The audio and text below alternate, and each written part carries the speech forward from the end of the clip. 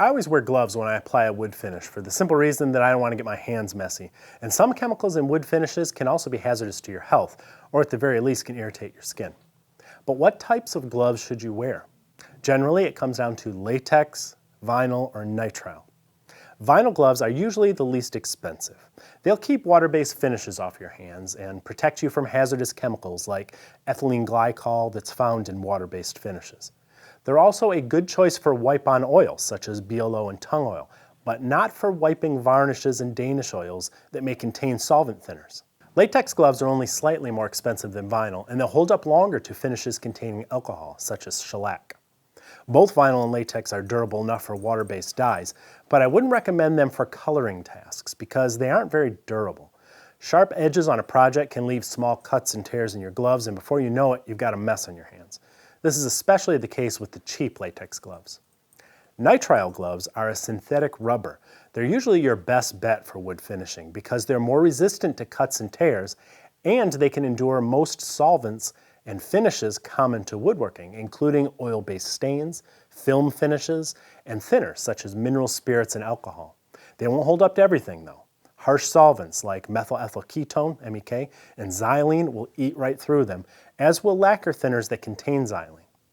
Few of these finishes and solvents, with the exception of MEK, will instantly eat right through nitrile, or latex for that matter. It depends on the length of exposure and the thickness of the gloves.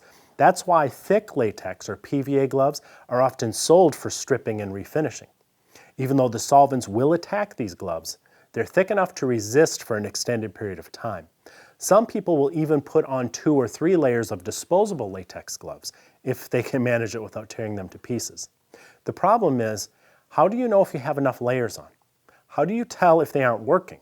When you feel tingling in your fingers from the chemicals? When the layers begin to visibly dissolve? By that time, you're already absorbing dangerous chemicals. Will it kill you? Not if you aren't doing it all the time, but why take the risk? Get the proper gloves for the job.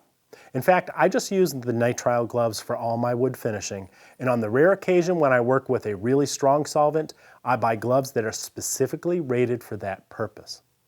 Of course, nitrile gloves are more expensive, and because of this, some people will reuse them over and over again until they finally tear. This is a bad idea if you're depending on the gloves to protect you from harmful chemicals. The longer they're exposed to the chemical, the more they break down and begin letting some of it through. I save them between coats on a single project, then I toss them. They aren't that expensive when you consider what you have invested in your project in terms of wood or even the can of finish. However, there is a downside to wearing gloves for wood finishing. Do you see the spots on this finished surface?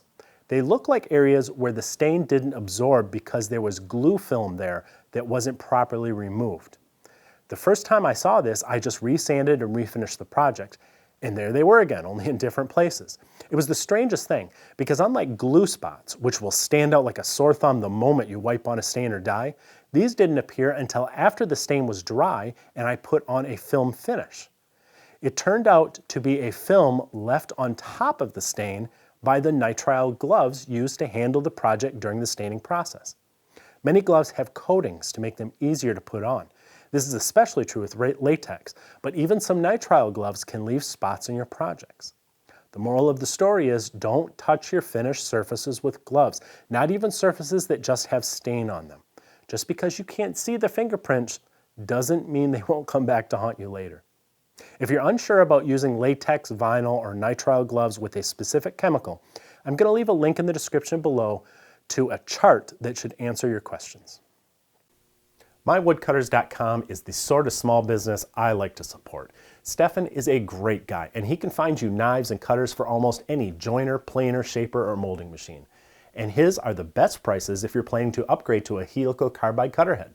Please use the link below this video to check with him before you buy somewhere else. Some small businesses are just worth supporting.